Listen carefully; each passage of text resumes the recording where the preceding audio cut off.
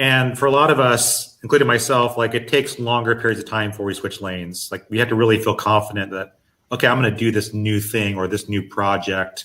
It's interesting that you did it so early on that you knew. I was wondering if you could give some advice to those who are maybe data scientists that are listening in, who are new in their careers and they maybe find themselves like you, like what they're doing is not satisfying them or the types of projects they're working on is not something that they're really passionate about. And they're listening to your story like, wow, she just like switched it up just like that. What advice would you give to somebody who's like, you know what, I think I do need to change, but I'm not quite sure how this is going to play out? The switch that I made, I don't know how to put it, but like, it was almost like a gut reaction. It wasn't like a very logical decision. And I kind of ad hoc put infrastructure in place in my life to make sure it was a smooth transition, like making sure, like I did move apartments because I couldn't afford my apartment anymore, things like that. But the actual act of realizing that I wanted to make the transition was more of like an emotional one, and it wasn't really a logical one.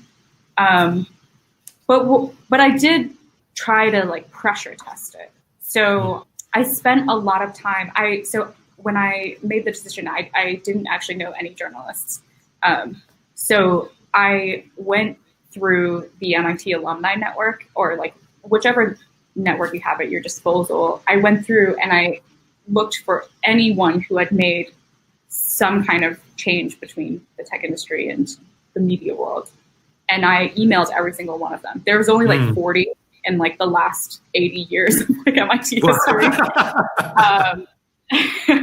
And I emailed every one of them, and I got actually pretty high response back, just at people being willing to jump on the phone with me and just like talk me through what their career transition was, why they made it.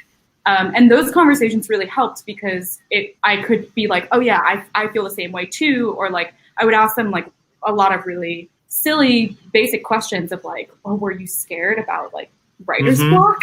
And like really like fundamental questions about what it might be like in my day-to-day when I was making that transition. So that was really helpful. And then I also took a lot of online classes in journalism. So I started signing up for all of these free online classes on edX, on Coursera, on these other platforms, and just like listening to the lectures and seeing if it resonated with me, if I felt excited about it.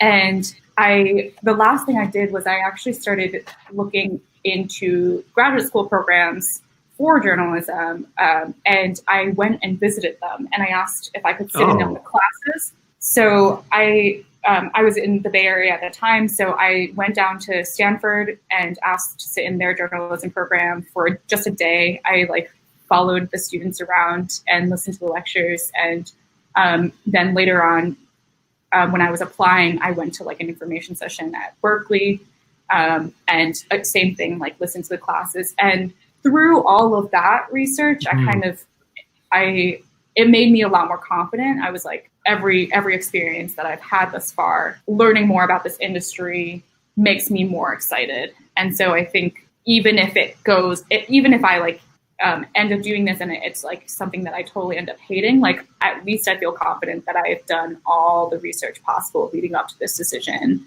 and I'm not just like leaping into it blind. Later on in my career, as I've like made decisions about like when to take certain jobs or other things like that, I do a lot of exercises in thinking through what about my current job I like or dislike. And like I go to a lot of not anymore, but I used to go to a lot of journalism conferences where I would go to workshops about like career, and then they would walk you through like make a list of the things that you really love about your job, make a list of the things that you like really hate about your job, and now like figure out like are there roles that exist in your current company, or step number one, are there things that you can do in your current role that get you to have more of the things you love and less of the things you hate? Are there roles in your current company that you could switch into that do the same thing, or is this like a fundamental, like you need to like just like leap out of your company into a different role to achieve these things? And I would do a lot of exercises like that, just thinking through what agency I had in shaping what I wanted to be doing. Yeah, and the last thing I don't really consistently do this, but I find it helpful, is every quarter, I will write OKRs for myself. It's like OKR stands for objective key result. It's a thing that I learned from the first company I worked at because it spun out of Google X, and Google is like really big on OKRs. And it's a thing that I translated into my personal life, which every quarter I write down like my objective key results. So like, what are the things that if I achieve, like I want to achieve in the next 3 months, and then like, how will I measure my success? And then I just write down those bullets, and I almost never look at them again, but just the act of thinking about what I want to achieve makes me more focused in preparing for the next 3 months, and also evaluating whether or not these are things that I can be doing in my job, and these are things that excite me. Are your OKRs always like career specific, or are they like hobbies, other things you want to accomplish? There are also hobbies. Yeah. So one of my OKRs for this quarter is I really want to, I take voice lessons, singing lessons, and I really want to work up to an actual performance rather than just sing, because I think it's important to be disciplined about like developing extracurricular activities as well. Yeah. Well, it's so funny hearing you describe this whole process, because you know, when you initially said it was very much an emotional decision that you made on the spot, you actually you thought this through when you started to actually play this out, because you're like, you started to contact people in your alumni network, you know, other people that were journalists, you're like contacting them.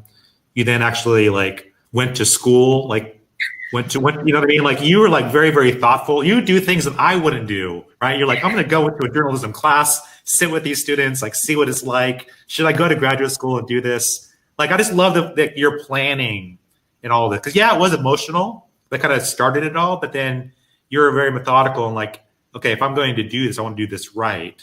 Yeah. I think I mostly do things out of anxiety. I was like, I already spent like 5 years learning this degree that I'm not even going to use. Like, I can't switch into something else and then spend another 5 years doing something that, and then like pivot into medicine or something. So like, I need to actually spend more time vetting my decision this time around. Thank you so much for checking out this clip from the Data Talk podcast. To watch the full episode, you can either go to the Experian blog. The URL is experian.com/datatalk, or you can click on the link, which is found in the description of this video.